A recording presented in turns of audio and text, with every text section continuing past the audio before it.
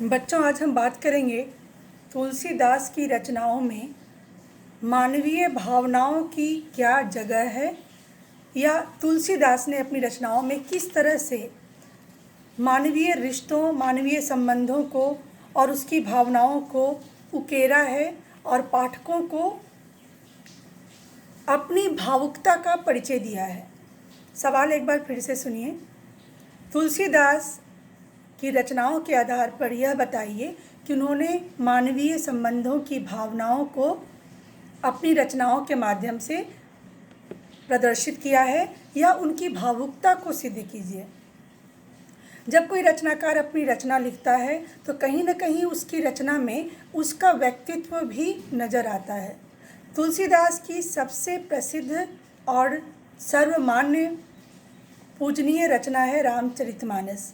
और रामचरितमानस में उन्होंने कई ऐसे जगहों पर अपनी भावनाओं को दिखाया है जो राम कथा से जुड़ी हुई भावनाएं थी, पर उनको एक ऐसा रचनाकार सिद्ध करती है जो बहुत ही गहराई से भगवान राम, उनके जीवन की कथा, उनके आसपास के लोगों के जीवन की कथा को पाठकों के सामने प्रस्तुत करता है।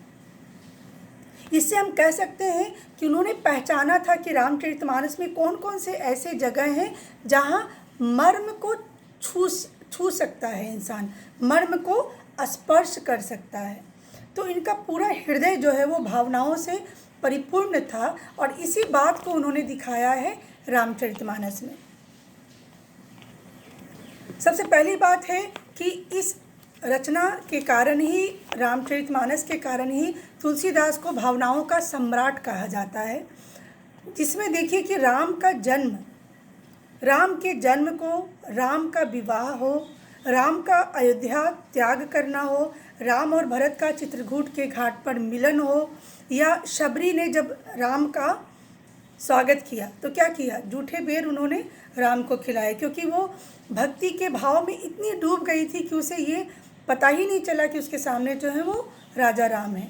साथ ही जब लक्ष्मण को बाण लगता है तो राम जो रोते हैं, फिर जब राम भरत की प्रतीक्षा करते हैं, और जब माता कैकेयी राम के पास जाती है और पश्चाताप करती है, ये सारे घटनाक्रम आप अपनी कॉपी में लिख लें।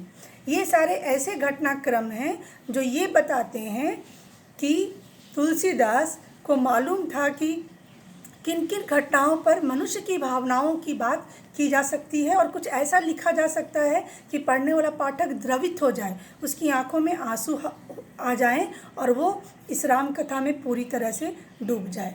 जब राम निकलते हैं वनवास की तरफ, सीता को लेकर निकलते हैं, तो उनको रास्ते में जितने लोग भी देखते हैं वो कहते हैं कि राम लखन सिय रूप निहारी, पाए नयन फल हो ही सुकारी, सजल विलोचन पुलक शरीरा, सब भय मगन देखि दो बीरा, राम ही है कि एक अनुरागे, वितवत चले जाहि संग लागे। यानी कि रास्ते में जितने लोग भी देख रहे थे सभी उनका रूप निहार कर चकित हो रहे थे और सोच रहे थे कि ये कैसे वन में रहेंगे, ये कैसे वनवास रहेंगे, इतना कोमल शरीर है, इतना तुनुक है, इतना सुंदर है। तो सभी उनको देखकर अनुराग उत्पन्न होना मतलब प्रेम उत्पन्न होना। तो तुलसी ने अपनी भावुकता से इस तरह के प्रसंग को बहुत ही महत्वपूर्ण बना दिया है, और इसलिए रामचरितमानस को कहा जाता है कि वो मानवीय संबंधों का एक संपूर्ण काव्य है, जहाँ भावनाएं नदी की तरह, गंगा नदी की तरह बहती हुई आती हैं। इसमें राम का कथा, राम का गुणगान, राम का चरित्र वर्णन कम है, मानवीय संबंधों को उभारना ज़्यादा है। उसके बाद राम और भरत जब मिलते हैं चित्रकूट के घाट पर, वही संतन के वीर, तुलसीदास संदन घिसे तिलक करे रघुवीर। तो रामचरितमानस में जब राम और भरत मिलते हैं तो जो शील है, जो स्नेह है, जो नीति है, जो नियम है, भरत कहते हैं कि राम आप वापस चलें, आप राजा बनेंगे। राम कहते हैं कि नहीं, एक बार राजा दशरथ ने कह दिया कि राजा भरत बनेंगे तो राजा भरत ही बनेंगे। फिर भरत क्या करते हैं, राम का पादुका लेकर, खड़ाऊँ लेकर जाते हैं और सिंहासन पर रख देते हैं। तो ये सारी बातें क्या हैं, ये बातें कहीं ना कहीं भाई भाई के प्रेम को और नीति, राजनीति क्या होनी चाहिए, राजा का कर्तव्य क्या होना चाहिए, वो दिखाता है। साथ ही जब सबरी के पास राम पहुंचते हैं तो सबरी क्या करती है, राम को खट्टे बेर ना खाने पड़े हैं, इसलिए वो क्या करती है, बेर को चख चख कर राम को खिलाती है।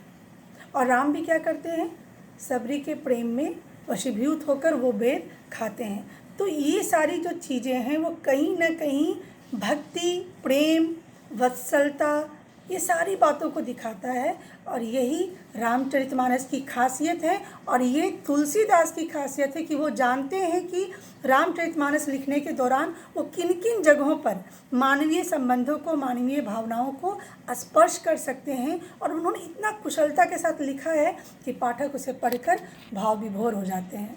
तो जब भी ये सवाल आए, आप इन सारे प्रसंगों का उल्लेख ज़रूर करें और इससे संबंधित रामचरितमानस की पंक्तियाँ भी लिखें, तो उत्तर ज़्यादा प्रभावी हो जाएगा। धन्यवाद।